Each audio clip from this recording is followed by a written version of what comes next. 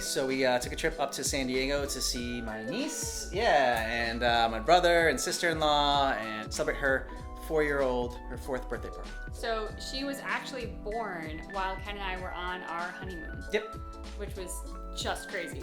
Yeah. We kept checking our phone because we knew that Jeanette was very ready to give birth, and nobody in the family was saying anything. So we were like, are they? Yeah. Has she arrived yet? And then finally we got the news that she had. So we got an Airbnb out here. Yeah. Show you the place. Yeah. So. Going on a little tour. Yeah. It's kitchen area. This is the living room set up. Nice little couch that Foxy likes to be on. Very much that she likes to be on. Yeah. And then. Well, as you can hear, we travel with dog toys. Yep. Lots dog of toys. dog toys. Dog everywhere. toys. Everywhere. This is the bathroom, which is always the best thing to show. But it's got a cool walk-in shower. It's pretty nice. Something we've now added to our bucket list. Our forever home will have a walk-in shower. Yes. And we've learned you don't need to have a giant bathroom to have that. It's almost loft style in the open air ceiling part. Yeah, and then we got a little nook out here, outside. There. That's a little artificial turf for the dogs so they can do their business. And yeah.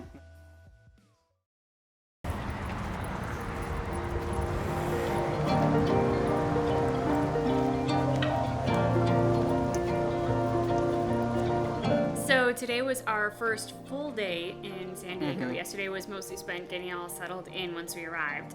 But for the full day, what we did is we woke up, we allowed ourselves to have a relaxed morning because for once we didn't have a firm set schedule that we had to adhere to. It's nice. Then we took the puppies to the dog beach that is about a mile away. So they had a nice, super long walk this morning, which was good for them. And we don't know if Foxy's ever seen the ocean, but Bucky hasn't. So it was his first time seeing the ocean. Yeah. Well, if Foxy has seen the ocean, then she doesn't necessarily love the ocean because she wasn't super excited to go down there. She really wasn't. Mm-hmm. But it was also in part, I think, the dog beach didn't have a ton of small dogs, but it had a ton of big dogs. Yeah. And one thing we've learned about Foxy is that big dogs are not her cup of tea. And we didn't think it would be an issue because we'd been told that she came from a house with other big dogs.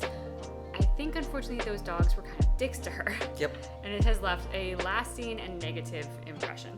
Bucky got into the ocean a little bit more than Foxy did. I was an idiot, and I was in my shoes. And so as this big wave comes up, it just wipes out Bucky. And it's coming right towards Foxy and me. And Foxy's running away, and I'm backing up like crazy, trying to make sure that my shoes don't get drenched. That was their first experience at the beach. And then we went to my niece's birthday party, and that was nice. And Princess themed, and Bethany.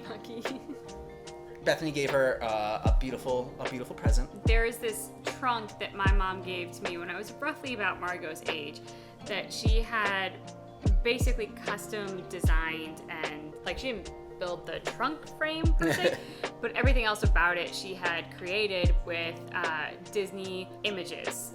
So different, basically Disney highlight very memorable moments from some of my favorite Disney books as a kid, and she had them all kind of throughout the outside of the trunk. It had always been a gift that had meant so much to me that I had hung on to it, even though of course we don't have it in our house, and I haven't opened it since before we moved into our house.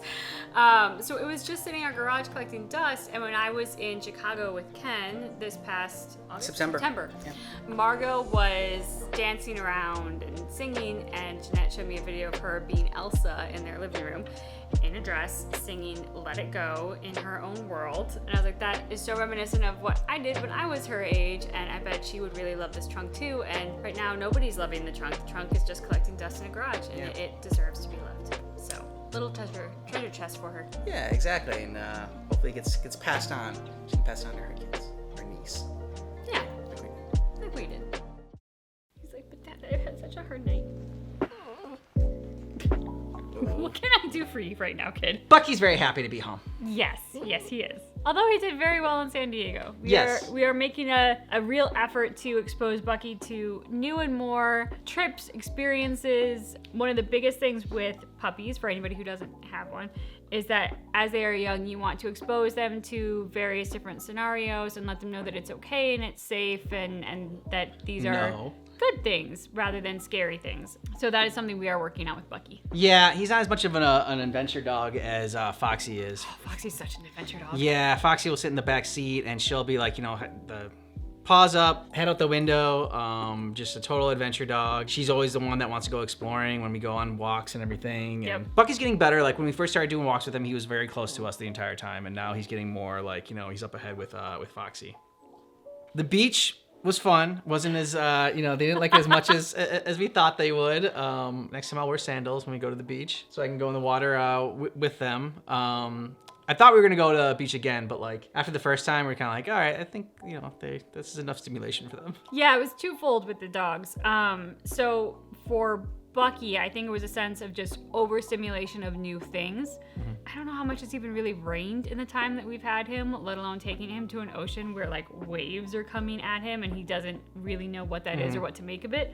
And then, of course, all the dogs and the other people that are there, a new environment, unfamiliar smells, sights, the whole 9 yards. Because dogs are pack creatures, he is very heavily influenced how Ken or I respond to something, or in particular, how Foxy responds. Mm-hmm. And Foxy is not a big fan of big dogs, we learned. We've seen her on walks be sort of barky towards other dogs, but they're strangers and didn't really consider it being size-oriented. But it was very plain at the dog beach that she was having a problem with dogs that were bigger than her.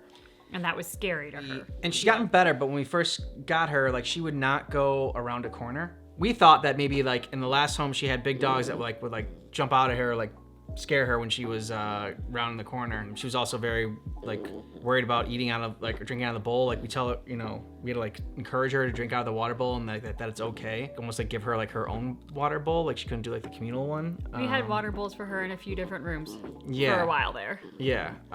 It's a little bit less necessary now. Yeah. She's getting more and more accustomed to it. And then also when we first got her, she was a little bit more, I wouldn't say aggressive, but like growly towards like the other dogs that were in the house, like almost possessive of the couch. Kind of one of those things where she felt like she had to, kind of assert her dominance, or otherwise she would get pushed around like she did in the last house or something. Yeah, it was sort of a weird thing of like, if she was on it, then the other dogs shouldn't be on it, because if they're on it, she can't be on it. Yeah, it's like her time on the couch. It was like an either or situation. And in our family, I do apologize if you're hearing this and aren't seeing quite what's going on here. Bucky is just gnawing on his toy and on me. Foxy has now, in the time that she's been with us, realized that everybody's on the couch in our family. Everybody piles on like after work and to watch a movie or whatever, and there is no either or, and the couch is plenty big for everyone. And she loves it. And she does love it and likes having her time with all of us up there. But when we did adopt her, we were told that she came from a house of big dogs. I think she was the smallest dog in her house. And so I think what we're finding is just a little bit of residual life experience feedback that she's essentially giving us and how things impacted her. First real road trip with the dogs. I mean, we did go up to Big Bear with them, but Bucky was a little, even more of a puppy back then. He was in a little carrying case. We got them car seats, basically. Yeah, their car seats are awesome. Yeah, they're big and fluffy, and they were in our living room for a while just so they could like kind of get used to it, and like Foxy loves sleeping in them. Yeah, we brought them into the house at first so that they could be that familiarity with him, and they would realize like not to associate the car seats with the cars and going to the vet and scary experiences, but we wanted it to be nice. Foxy is madly in love with it. We won't be able to keep him in the house indefinitely because we have 2 dogs, and I swear to God, there are about 6 or 7 dog beds in one room alone in the house. A bit overkill. So they will eventually live in the car permanently, but it did help a lot to get them comfortable with them, and Foxy handled the car trip beautifully. Yep. Bucky still battles with car sickness. I think in part it's a motion sickness thing, and I don't know if we'll ever be able to get him beyond that. I think the other part of it is fear. Most of his car experiences have been going to the vet, and that's not a fun, happy place. Yeah. So for him, I think it's twofold. And as we take more fun trips together and even like day trips and stuff, we can hopefully break him of the fear part of that. But whether or not we're ever able to get him over the motion sickness remains to be seen. We're taking many more trips to San Diego because we got family out there. Yeah. And it's nice to know that they'll be able to travel with us. Overall, a successful trip. It was not Costa Rica like we had planned, but it was still fun. It was fun.